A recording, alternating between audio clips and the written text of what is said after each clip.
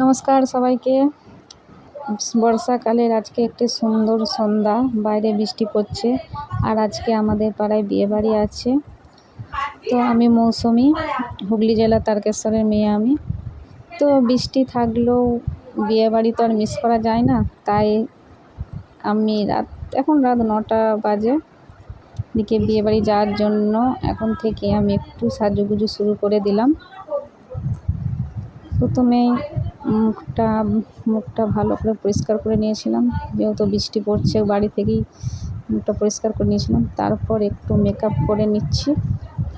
বর্ষাকাল বলে একটু বেশি মেকআপ করব না, হালকা সুন্দর করে রেডি হয়ে নিলাম। তারপর শাড়ি পরা হলেই আমার সাজ পূর্ণ হবে।